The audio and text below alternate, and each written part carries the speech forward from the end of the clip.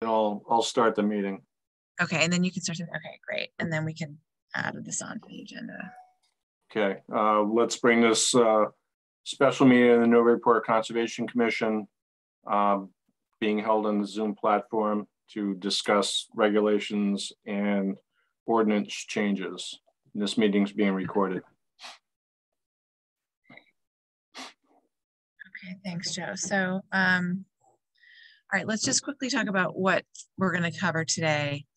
And I think then we'll figure out where to input the question that Carol has about cumulative impacts. So first, I would suggest that we go through the proposed changes to the ordinance and discuss those because they're fewer, and the ordinances, the bigger piece. The regulations can't do anything without what's in the ordinance. That'll also have to go to the city council for review and adoption. So I think we should start there. And then we can kind of hit the regulations if we have time or schedule another meeting, but we should have time. So I'm going to share my screen and pull up the proposed ordinance amendments. You all see? Yep. This? Okay, let me just make it larger. All right. So I don't have the full ordinance here because everything else would stay the same unless anyone had suggested changes to other parts of the ordinance. But for Plum Island, we had discussed this 25%, 50% rule for when a structure needs to be elevated on pilings, and that there's this sort of like loophole that allows things to remain as is if an engineer can certify that the solid foundation doesn't need any modifications. And that kind of goes against the whole intent in a lot of ways. So if you all have taken a look at this, or do you want to read through it right now and then let me know if you have any questions or things to bring up? Just in number one, where you cross something out and then it looks like you put it back exactly. Is that? Where was that? At the last sentence. Paragraph. Provided that there is no increase in floor area or total footprint of structures on site, including decks. Yeah, that's just probably my cutting and pasting issue in terms of how track changes works. I might have cut and paste something into here that had already had a change in it, so track changes didn't like that. Wait a minute. Authorized to state here, and provided that there's no increase in floor area. Yeah, just ignore that and assume that the okay. Original. So what the how the original read is what's the original we're looking at here?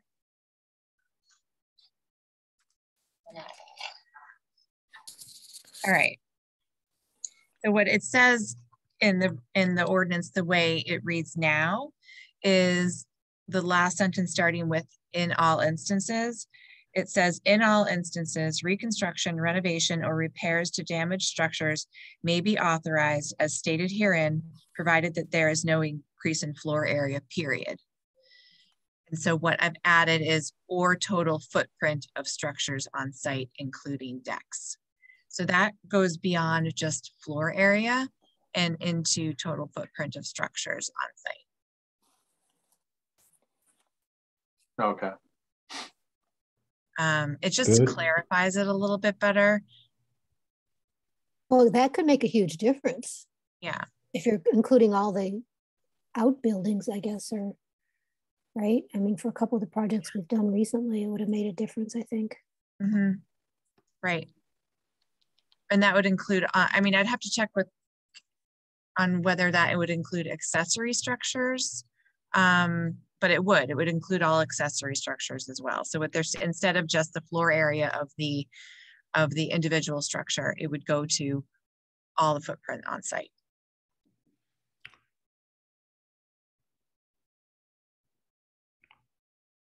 Yeah, just makes it a little more expensive.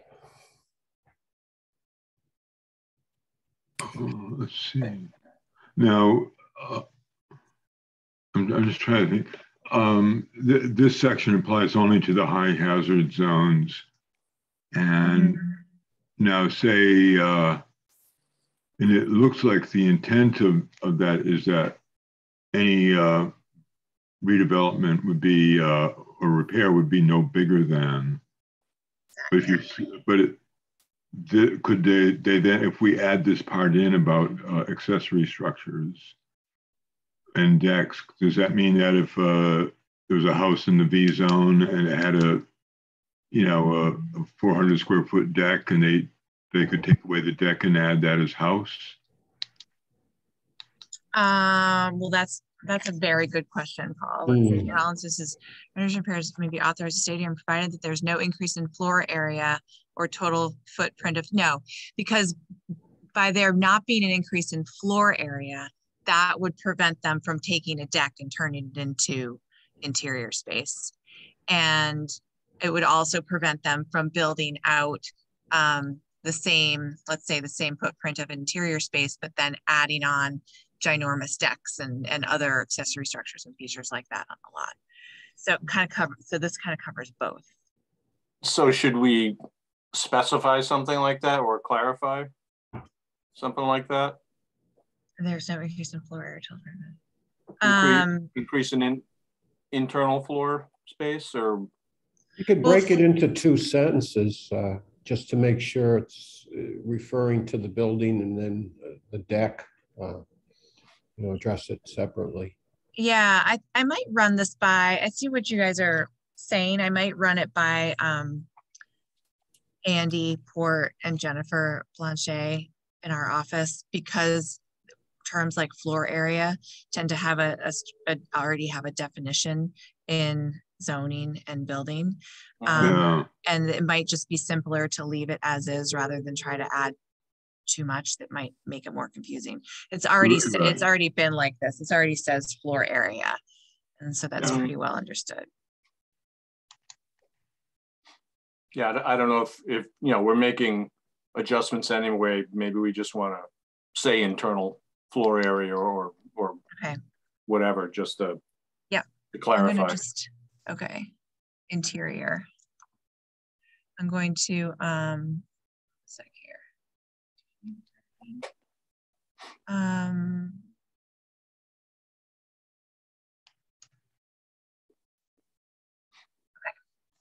that is a question mark too. Run it by. Yeah, and why don't you accept that deletion for the last section there? Yeah. Since you can edit it right now. Okay. There we go.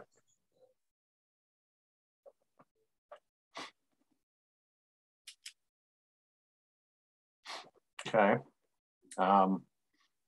So we're looking to just remove the licensed engineer part of it. Exactly. Okay.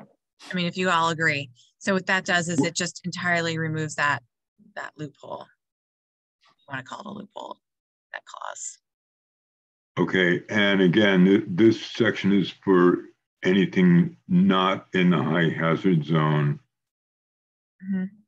And and I believe that licensed engineer thing was put in way back as kind of a compromise between various elements. Actually, you know what? Paul, you just brought up a really point. In all areas of Plum Island, Berry Beach outside of the VNAO zone, all buildings, existing buildings with substantial improvements, horizontal smash, so build blah, blah, blah. If a licensed engineer, that only seems to apply to areas outside the VNAO zone. Oh, right. Which would mean that it doesn't apply, that this clause does not apply when a site is within the V or AO zone. Is that right? Is that how you would read that? Oh yeah. Well, Well, because it says at the very beginning in all other areas. Yeah. So that would mean that Lisa's argument was totally wrong. Yeah. And that because that site is in the V zone, this licensed engineer clause doesn't apply to it. Oh, was that site in the V zone? Yeah. It's in the Yeah. Oh, I didn't realize that. Oh. Yeah. Then that clause that they were using doesn't apply to them. It might not have. A week late, though. Yeah, well, it's all live and learn. Yeah. Just to make sure we know. Maybe, So now you're going to want to save that yes, structure, or at least- definitely clarify that. Yep, and I'm gonna. Well, yeah. All of it is pretty well clarified. Yeah, the beginning of the regs. Yeah, if you remove it, then there's no reference to it in the V zone at all. It just, there's no such thing. Right. And there's no such thing in any zone. Yeah. Hold on a sec. I'm just gonna see what our regulations say. we didn't totally approve that project, did we, in the last meeting? The one where she used this clause? No, we haven't.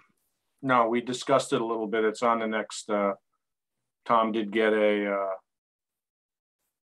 well, I don't know. No, I thought we closed it. I can remember doing a vote. What? Yeah. What, Julie? That was closed. It was, okay. 25 Basin was closed, but I'm just looking at our regs because the regs might conflict with what that says in the ordinance, which means that all we would need to do is change the regs. The ordinance controls. The ordinance controls, but because this is stated the way it is in the ordinance, if our regs are what make it sound like it would apply to the V zone and AO zone, yeah, then you have to change that. then we change the regs, but we don't have to change the ordinance. That's right. Or we could also change the ordinance in addition, True. but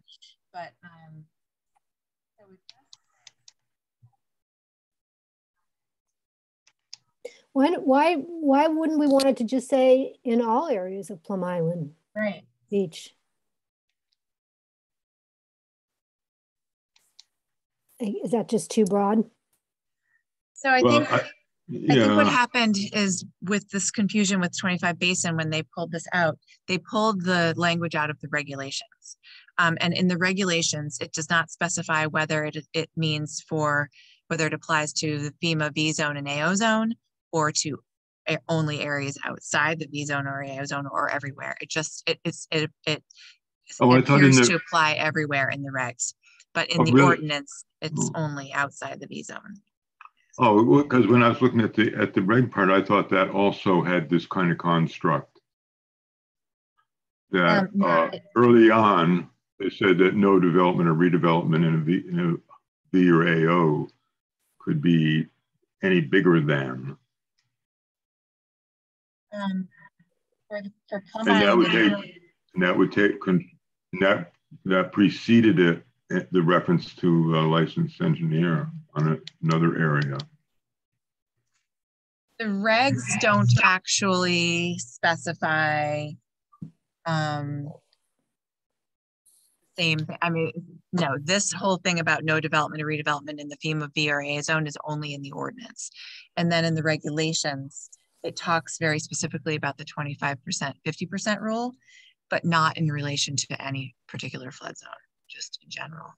And so that's why I think when you read in the regulations about this provision that if a licensed engineer certifies, the solid foundation, et cetera, you assume that it applies to anywhere on the island, a V zone, AO zone, anywhere. But when you're looking at the ordinance, it clearly is only applicable to outside. So that's a problem with the regs. Right. Yeah. So we don't need to change any of that stuff in the ordinance. Right. Well, unless we want to exclude outside the V zone and the AO zone as well. Right. Right. Why wouldn't we? And just say it applies to all Plum Island? Is that going to be? Well, if you remove the licensed engineer in the ordinance, then it's that they can't use that anywhere. Anywhere. True. Yeah.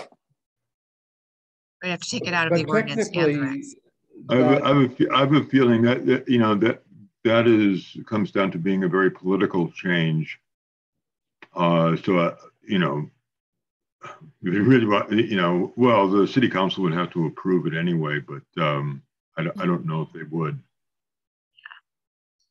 In some ways, it might be an easier sell to just highlight the fact that the regulations are incorrect in implying that this rule about the licensed engineer applies within the VNAO zone. Right. Maybe that's the right way to start, is just to take care of that piece. And it makes sense now that I'm reading this, it does make sense that they put this in here for outside the VNAO zone, because structures outside the VNAO zone are less subject. There's a solid foundation would be less subject to harm.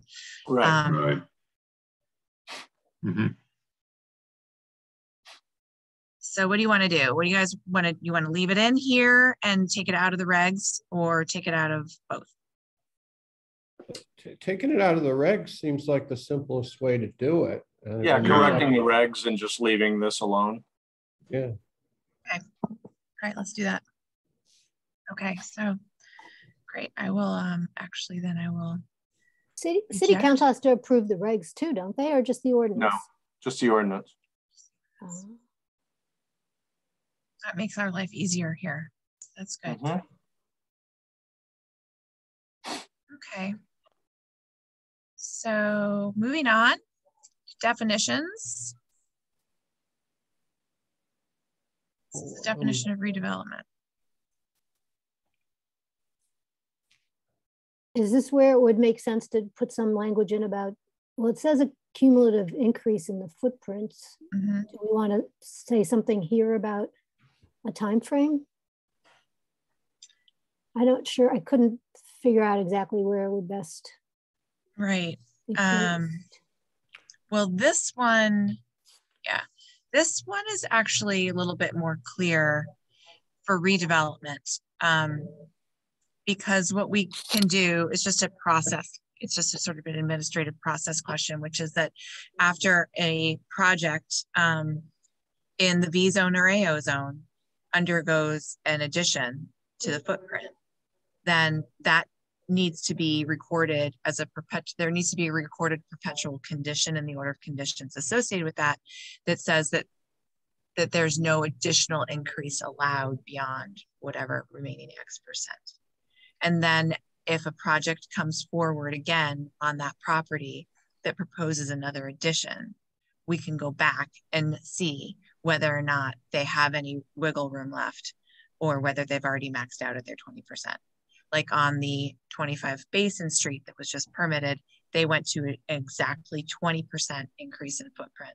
And so we put a special condition in as a perpetual condition in that order that says that there can be no additional future increase in footprint on that site. So that's just like a process question, like kind of a follow-up. Yeah, but you might want to have it be somewhere. I mean, if maybe it's not well placed in the ordinance, maybe it has to be in the regulations, but I'm just thinking for future commissions, or, you know, or if you've, God forbid, left, other people may not know that that was, you know. Right, but it already says in here cumulative, so I'm not sure what we would change. Okay. You know what I mean? Maybe just a statement in every one of these projects when we're doing the special conditions that that's it, like you did on the perpetual one on last week. So we could say something here, right? Like once a structure has added 20% additional footprint on the lot, there may be no future additions allowed to on the site, or something like that. Something like that. Probably something like that. As far as can something like that be added to what you see in the online system to a property? Right, like as a note to applicants kind of thing. Right, because if you go and look on, you know, in my map, you know, you can look up permits, like Conservation Commission permits and whatnot, and can it be listed in there, you know, directly for anybody to see? Yeah. We're working on our online permitting system for Conservation Commission permits right now. It's a little tricky, but we are flagging. We are able to flag properties for different reasons. So we could have every property in a V or AO zone come up with a flag. And maybe there's a way to input like a % increase in footprint remaining on lot kind of thing. Is that what you're thinking? Yeah, just something that's available to anybody looking to make things easier. Yep. Right, because it is easy to lose track of these when years and years go by, new owners and things like that. Well, it also put a new owner on notice that, you know, the limit has been reached or close to being reached. I think a new owner or somebody in the process of buying a property would want to know that maybe they're thinking of adding on. And if they see, oh, I've only got 2% left, I can't do what I want, they might not buy the property. Right. Right. Yep. That's a good point. Okay. Yeah, I'm going to talk to Diane, our office administrator, about it. She's working with the database regularly, and we can find out if we can add like a line on the database where we can put in anytime one of these projects in a V zone or A zone is permitted with an expansion, we can put in what % expansion they have received and what's remaining. I'll talk to Diane about that. I think it'd be super helpful.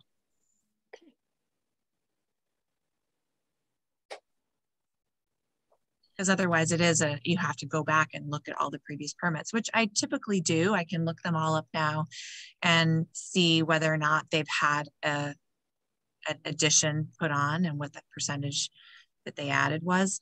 But that's really only works for projects in sort of recent memory that are part of our database and that have adequate plans on file. A lot of them that go way back don't have that. So it's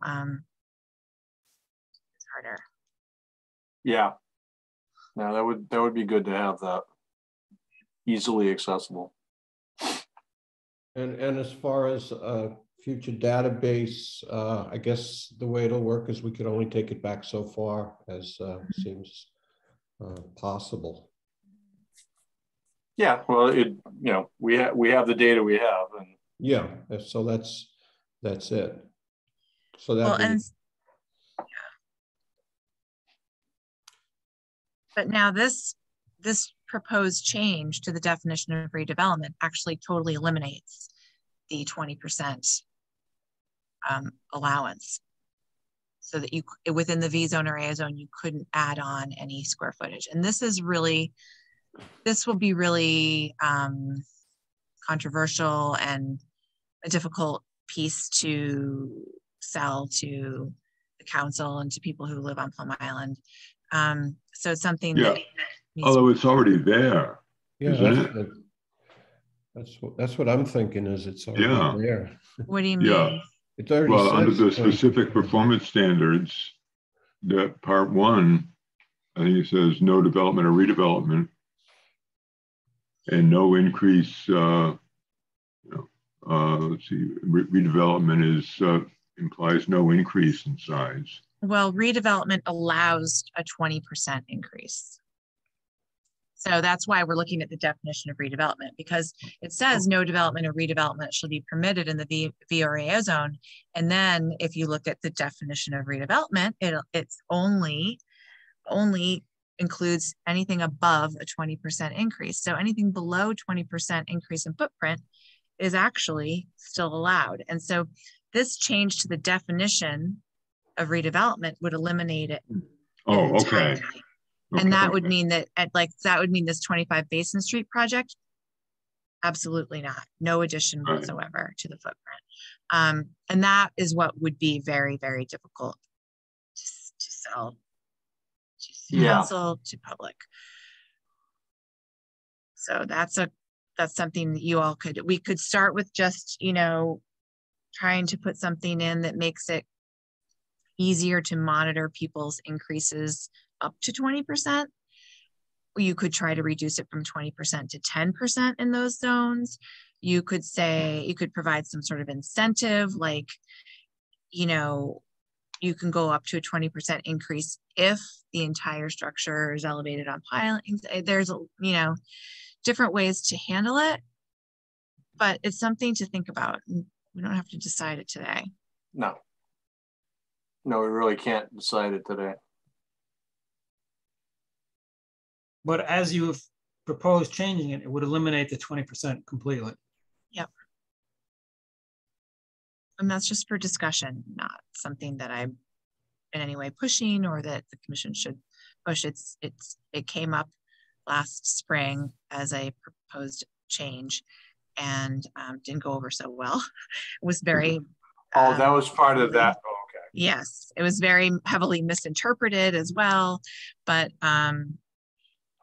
you know, that's why it's in here still as a proposal, but that doesn't necessarily mean it's something that you want to propose.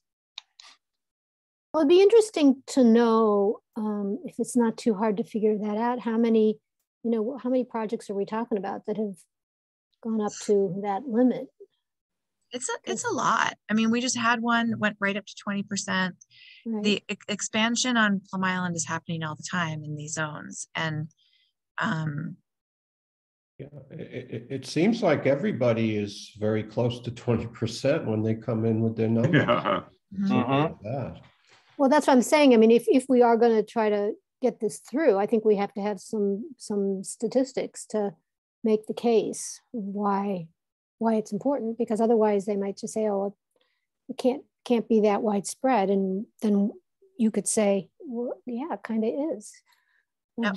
I mean, I don't think it hurts to try, unless you guys, I don't know if somebody has a read of the current city council as it's now constituted. Of, I mean, if there would be no hope of getting it through, then maybe we don't. But and you know, there also has to be a good justification. So you know, the commission would have to be able to say, well, this is why we don't want any additional expansion of footprint in this B zone or A zone, because sea level rise, they're high hazard flood areas. Is it for public safety? Is it for people's personal safety in that structure? And in that case, maybe it's their choice. They don't mind investing an additional amount of money in a house in the V zone or AO zone. At what point?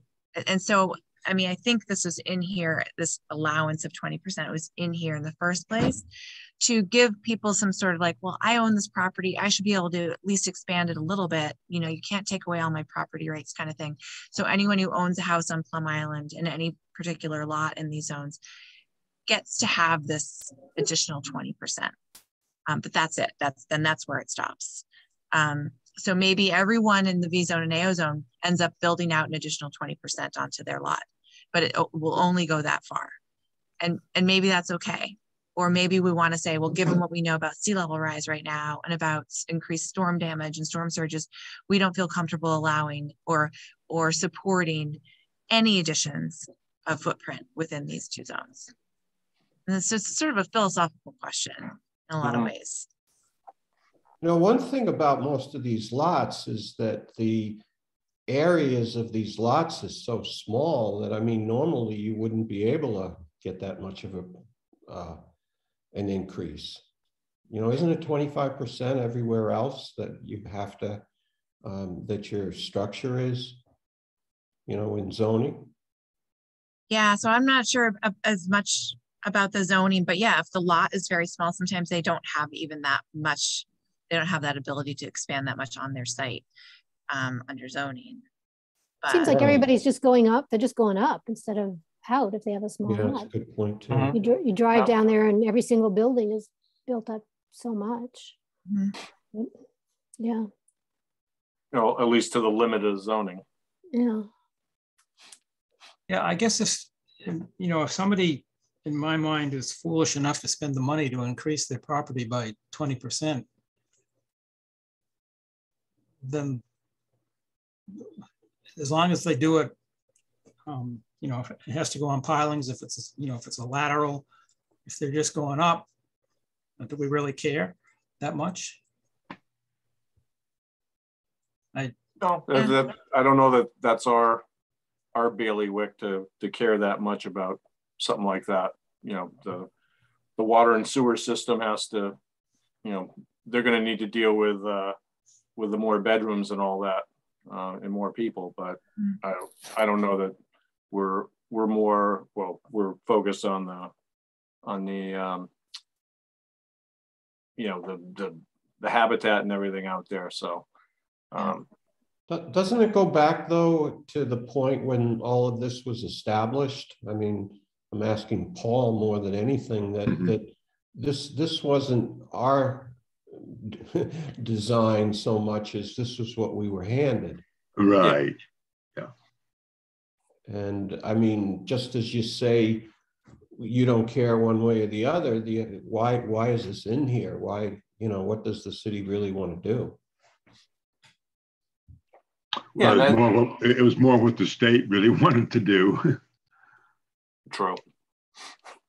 Well, and you know, there's now that there is, I think for me, part of the rub is that by allowing expansions of footprints in these high hazard areas, it feels a little bit like we're supporting development in areas where it's maybe unwise, where it's maybe harmful to that homeowner or what they've invested in the long run, et cetera. And that feels uncomfortable kind of supporting that and allowing that given our mission. But now that we have the land subject to coastal storm flowage regulations in place, which require anyone in a flood zone to go through the steps of evaluating the impact of their project on the flood zone, but also evaluating the impact of the flood zone potentially on their project, then maybe that is helpful enough for the commission to feel more comfortable allowing up to 20%, because it's forcing the applicant to acknowledge the risks of where they're developing rather than go into it kind of just assuming that everyone thinks it's okay. Yeah, and since we have that available to us, I don't know that this is really worth the fight. Yeah, because it would be a huge fight. So we can I'm fine with dropping it myself. Just leaving it the way it is? Yeah. Yeah, leaving it the way it is. Yeah. All right. Well, let's see. Why did I remove and or solid fence? Any committed increase in footprint in building and structure?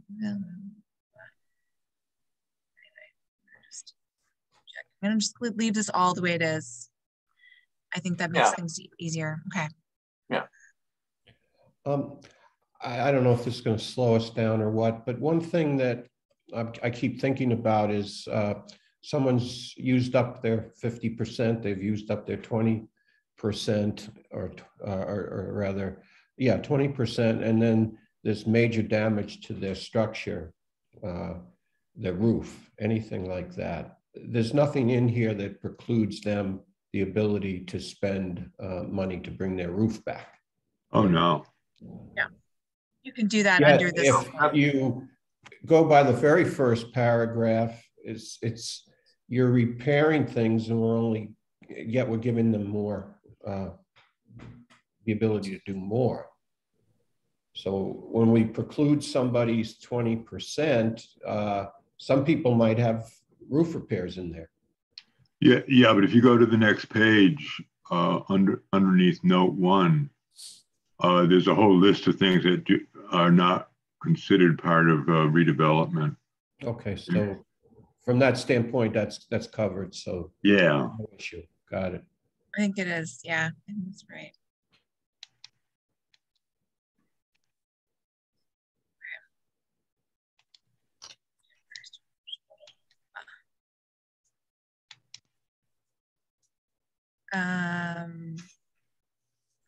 All right, so the next change was just an addition of the word unenclosed on number 6 in what Paul has just said in note 1, the terms development and redevelopment shall not include.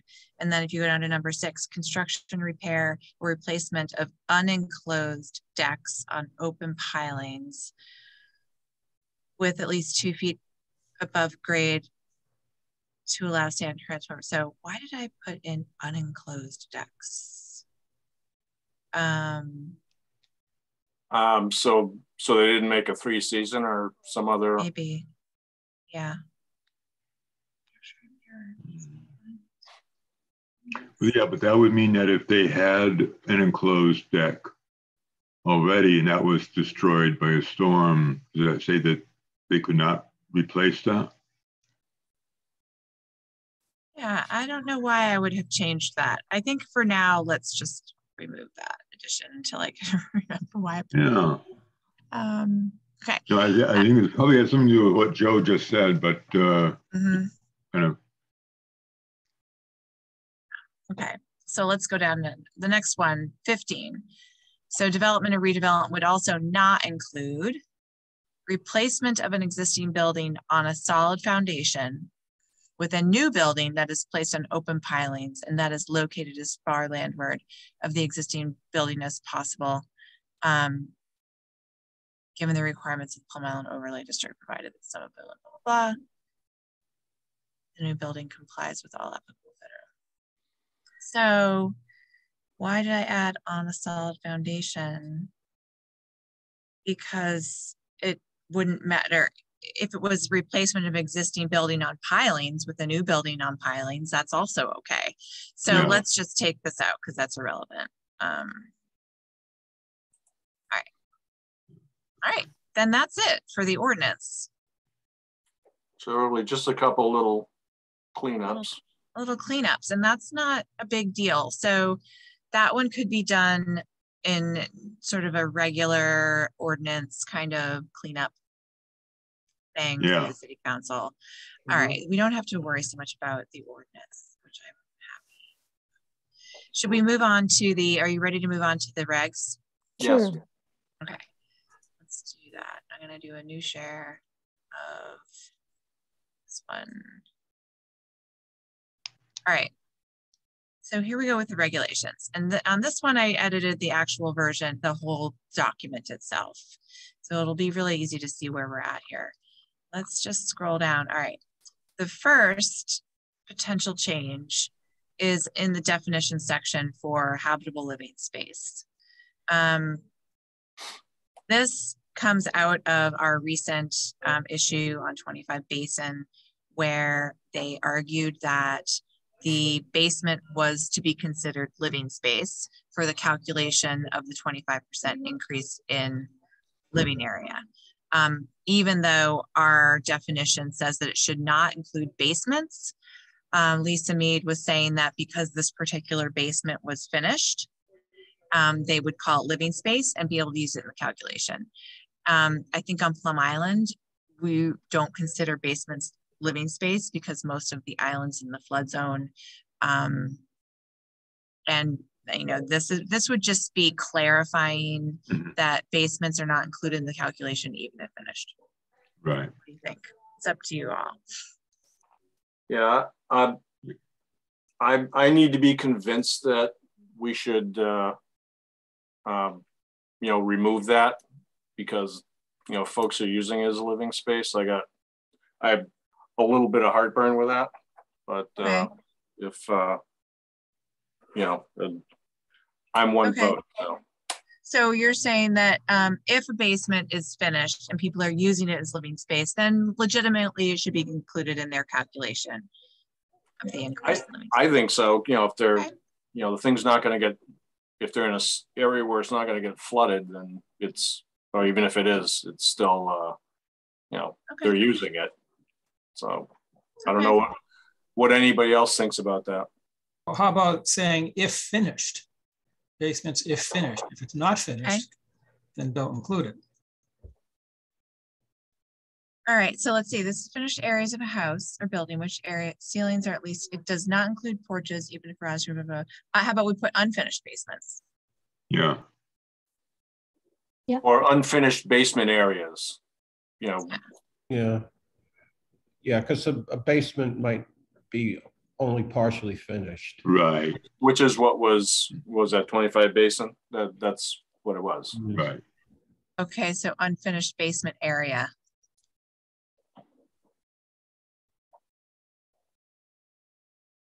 I like that. That's much more clear.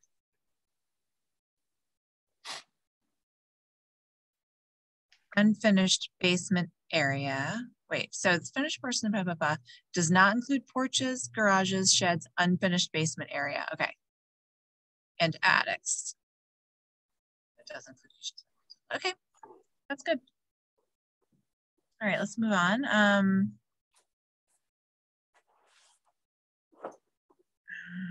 don't know why these are just highlighted for grammar, I guess, but not actual changes. That's a typo. Go on, fix that spelling. Yep. Okay, this was for general application requirements and procedures because things have changed over the years and we now get everything electronically. We don't need 10 hard copies to send out to you guys. So it makes sense to change this. So submission, I changed this paper copies. We need 2 hard copies, 1 original, 1 copy of the application, et cetera, et cetera. And now the application materials are due actually 12 business days prior to the meeting, not 10 business days. So clarified that. And then I created a new section that's titled digital copies. All application materials must be submitted in digital PDF format in as small file size as possible. PDF application and all related materials should be uploaded to the city's online permitting system or sent by email or Dropbox to the conservation administrator if the online permitting system is unavailable. It is recommended that the application materials submitted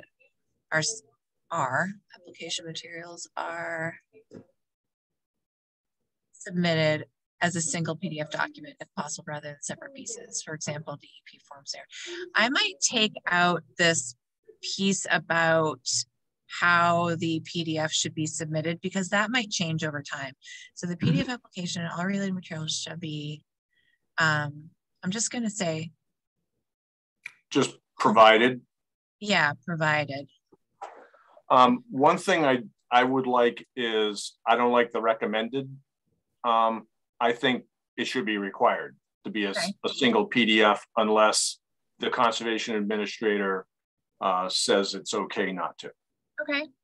It's easy enough to do it all in one piece, and I get kind of aggravated because I got to go in and download 8 different files to look at them. Yep, that makes sense. I do too. Okay. Are people happy with the way that is now? Yeah, that's okay. All right. I'd put the caveat in there unless the conservation administrator allows it. Also, rather than separate pieces, unless specifically allowed, agreed to. Yeah. By the administrator.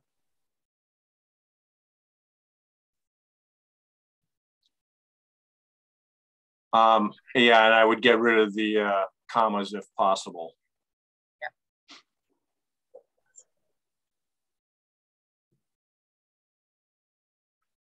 Okay. Okay. I like that. All right. Now, under site inspection requirements, so that's all fine.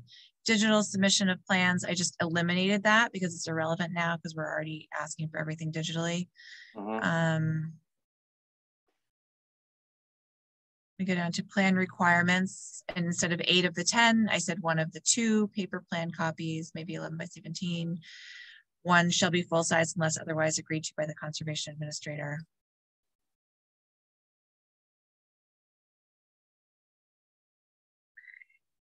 So that's all pretty straightforward. Then we get to Plum Island.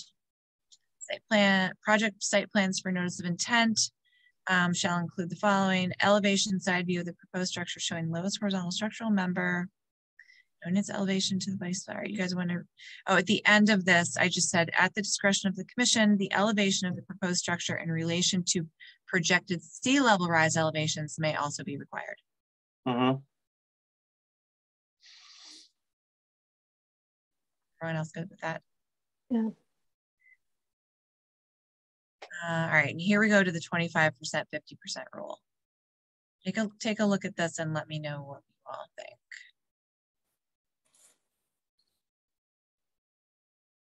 Although this goes back to what we just did. Yeah, just get rid of the B in that last, in order to be a void. Oh, okay. Oh yeah.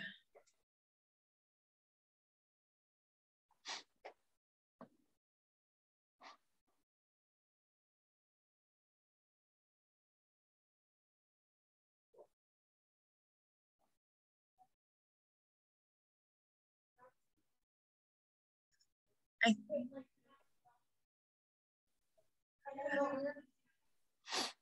think what we just did in the ordinance was we left in this piece about the licensed engineer being allowed to certify, but only outside of the V and AO zones. Right. So maybe here we say, or a licensed engineer certifies, or within, if property lies within, or if property lies outside, yeah. Yeah. Okay.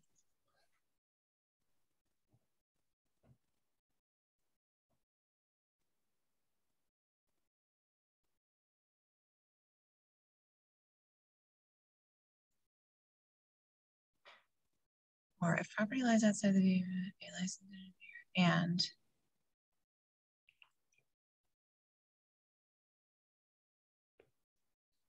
Okay. Yeah. Good. okay. Now the next one, we should cut and paste all the language from the ordinance into that.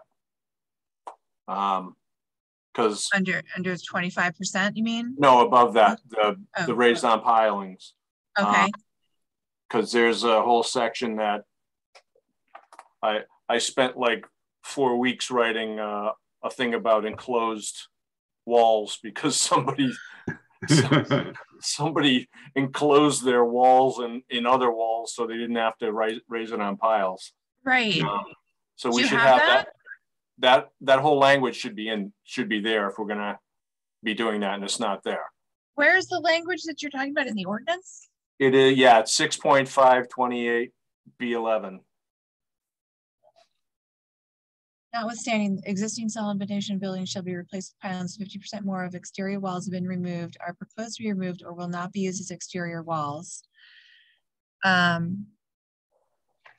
Oh, okay, got it. You're right. It should be replaced with exactly that language. Yep.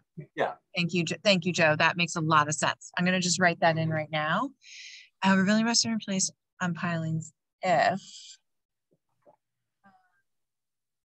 the exterior walls have been removed or are proposed to be. Yeah, we just cut and paste all that language out of there and yep. drop Okay. it in. Yep. Except that first little bit. Will not be rear walls. Okay. That was just amazing when those people did that. Right. Right. Yeah, you missed that one, Carol. I guess so.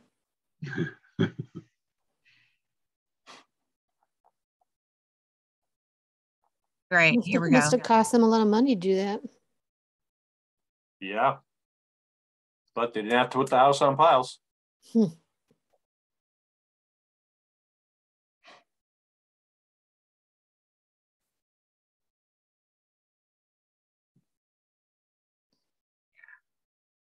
right. There we go. That does it. Including but not limited to encasing an existing wall within a new exterior wall. And a new roof will be constructed or okay, got it. Yeah. Thank you for that. Determining space for the 25% rule. Habitable living space does not include porches, even if screened, garages, sheds, basements, and then I put even if finished. But what we really want to say is unfinished basements, like we said before, right? Yeah. Unfinished basement area. Yeah. Area.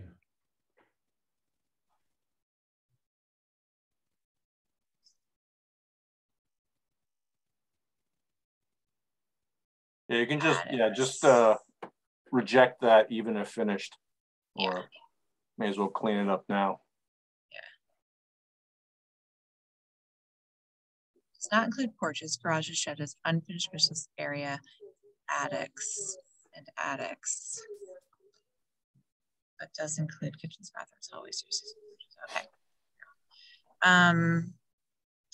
For example, existing house with a solid foundation currently has 2,000 square feet of living space, and the applicant proposes to build an addition on the side of her house that will add 500 or more. Then the entire structure must be raised on pilings.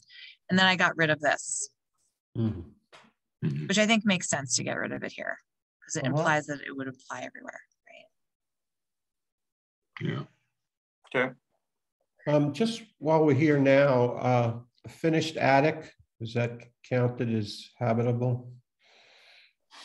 I don't think an attic is, I don't think the definition of attic includes finished space. Do you know what I mean? Like, I feel like it would be 3rd floor or 4th floor or something like that. Yeah. Yeah, that's, because a lot of attics some are small, some like me have no attics. So.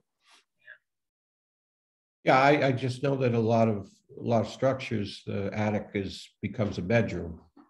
Yeah, well, then it would be, but then it would be a bedroom and not the attic, right? That's what I'm questioning. Is there, I mean, just as we define the basement area, I mean, we could say unfinished attics. Yeah, you could just move area to after attic. Although, you know what, I resist doing that. Here's the reason why.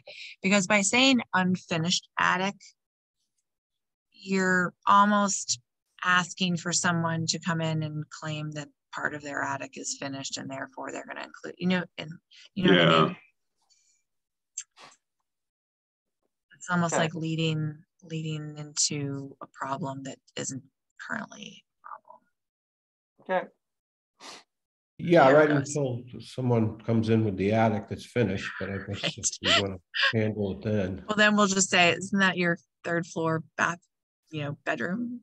Right. Mm-hmm. All right, determining costs for the 50% rule.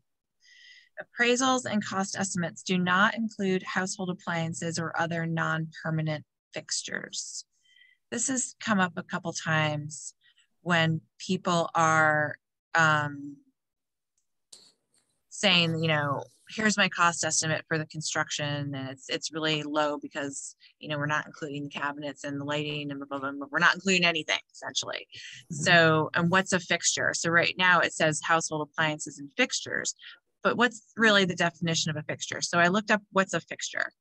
Fixtures are typically permanent structures in the house. So like cabinets, that's permanent. That's a fixture. But things that can be easily taken down, removed, like lighting and handles and things like that, those aren't. I don't know. I was just trying to clarify what we mean by fixtures. Yeah, I'm fine with it. It's a non-issue for me. Okay. In order to adequately evaluate the appraisals and cost estimates required above, the commission may at its discretion require a peer review. So I was wondering, do we need to specify that who pays for that peer review, or is it assumed that it's the applicant? Well, it's already in the regs elsewhere that the applicant is responsible for paying. Okay. Sorry, I didn't see that. So Yeah, I wasn't sure. But it is in there. That's why I thought about that as well. And I didn't include it because I just didn't want to, but we could. No, that's how we do it. That's whatever that, I don't remember what section of the law that is. But we have the authority to require them to get them to do it. Okay. 50 something. And I guess we've proven to ourselves that the wordage of the licensed appraiser's evaluation is in the right context here. I mean, it seems like from our last experience that Lisa's appraiser was consistent with the appraiser we used.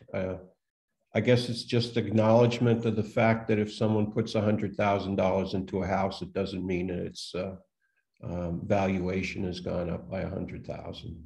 I guess we just realize that and take it.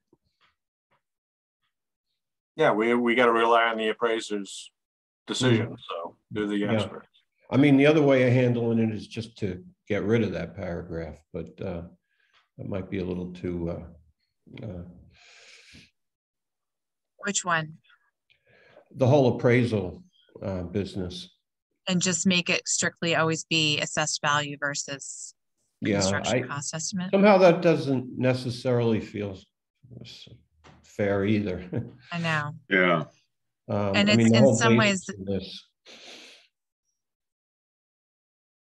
In some ways, what, Julie?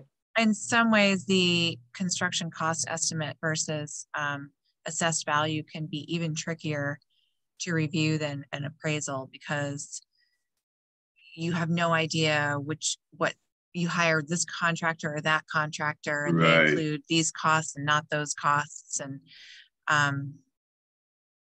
you know, I've had people come in and say, oh, I can bring that cost down because I can get my brother to give me those windows for free. Yeah. You know, and it's just, how do you make the call on stuff like that? But you're not suggesting taking that out altogether, are you? Taking out the authority to get a peer review? Mm-hmm. No, we need to keep it. No, are we discussing B?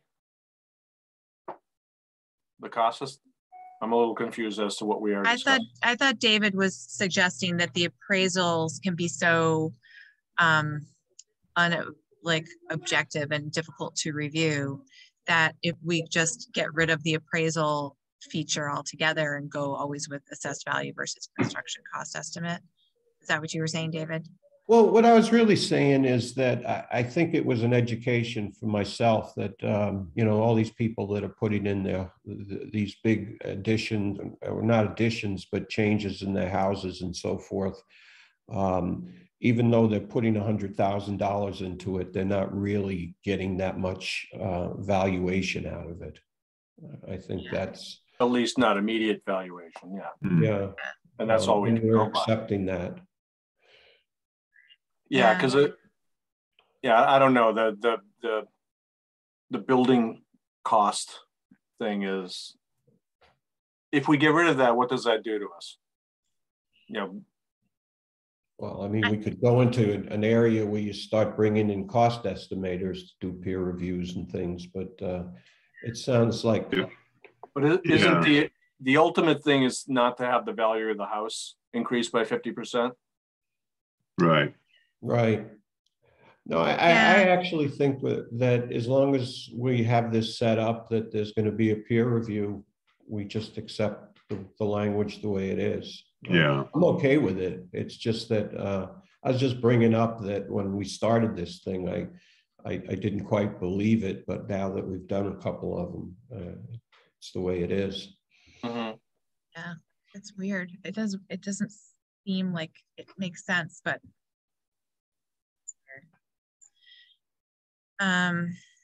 okay, so let's move on to the next piece on fences. Right now, if someone replaces more than 10% of an existing non-compliant fence, the entire fence must be brought into compliance. That's number one, really difficult to monitor and enforce. And number two, I don't know, just to me, I'm not really sure that it makes sense when you think about the cost of fencing, and to require someone who just needs to do like basically a small repair on a piece of their fence, to require them to take the whole thing down, put up a whole new fence. That just, it seems a little onerous, but I don't know. What do you guys think?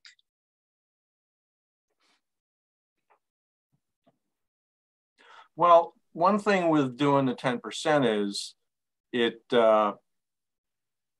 you know, it's gonna limit how long, you know, they're gonna it's going to take them to repair the entire fence. You know, to just repair a non-compliant fence. If we have it, if we get rid of the 10%, you know, how are people, if they go to repair their fence, then they may just replace the entire fence with a solid fence. Where this, it limits them. They have to do it piecemeal, and as it's kind of like the cumulative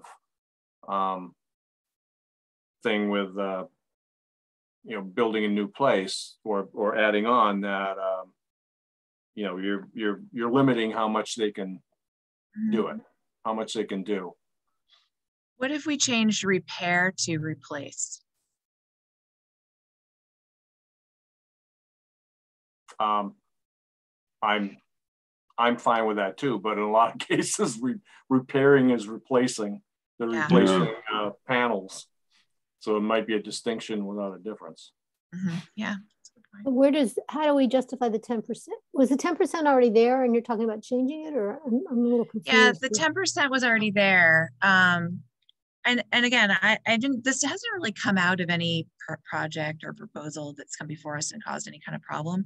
It's more of just, I'm in reading through this all to suggest some changes. I thought, wow, that's, it's not an incentive for people to come forward and let us know what they're doing, right? Because if you only need to repair a couple panels on your fence, but by talking about that or letting anybody know, you have to take down and replace your entire fence.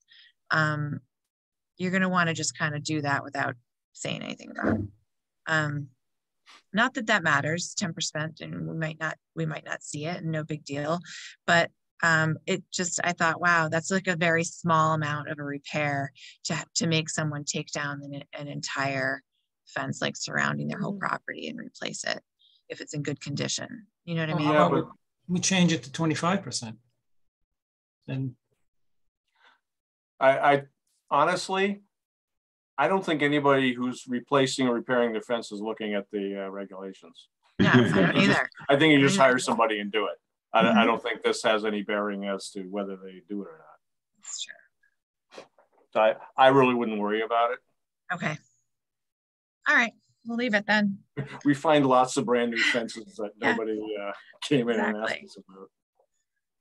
Okay, so now lattice and other enclosures, I just added some words here saying, because we don't really like lattice and other enclosures, but they are allowed down to 2 feet above grade. And this would say any proposed lattice or other enclosures around pylons of proposed building or deck, if approved by the commission, must be at least 3 feet above grade. It just makes it clear that you don't have to approve lattice around these pilings if you don't want to.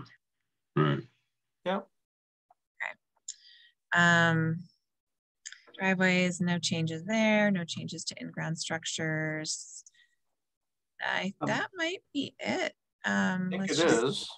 we do have a site visit coming up shortly. Yeah, we do. That we do. We do. So I think we went through all this all, but so, oh wait, minor activities outside the 75 feet of the buffer zone. Oh, this is for the letter permit, because right now it says out in the outer 50 feet of the buffer zone, but really on like developed lots, when someone has a mowed lawn and they're outside of the 25-foot no disturb, and they want to, like, you know, put a fence around their vegetable garden, I mean, that's a letter permit thing. And so I felt like as long as they're not in the 25-foot no disturb zone, those certain activities could still go under a letter permit. Oh God, then I could have saved a lot of time and effort with all my stuff. With that. It's gonna make it easier for you to do all kinds of things, Joe. I have no more room to do anything. Yeah, I'm fine. Okay, all right, cool. Since, I think we're good then. My entire house is within 25 feet of the notice, you know, Right. Okay, so and you know, go through this again completely on your own or whatever, and let me know. It would be great to have one more public meeting where the whole commission can vote on these and get them all done all at once. So let's include everything. Yeah, we need to have a hearing, and Yep. it needs to be advertised. And Yep. so, Did anybody from the public end up joining us today? looks like Councilor Wright is yes, listening. Mark Wright's here. Okay. So I think that's it. But yeah, we can keep having these meetings if you come up with anything else, and then hold the public hearing, and we'll go through them all at once. So I would look at all the rest of the, we've been focusing a lot on Plum Island too, but if anybody has anything else in the rest of the regs, you may as well do it at once. Exactly. But essentially they look okay. So, Okay. all right, we'll see you all at 3. 3 All right. o'clock? Good. Out Yep. on Phillips All right. Drive. Okay. Get a Bye, motion to everyone. close. Get a motion to close the meeting. So moved. Second. Roll call. Paul Healy, Yes. Steve Moore, Yes. David Vine, Yes. Carol Wagon, Yes. and I vote yes. All right. See you guys in a little All while. right. Thanks, everyone. See ya. Bye-bye.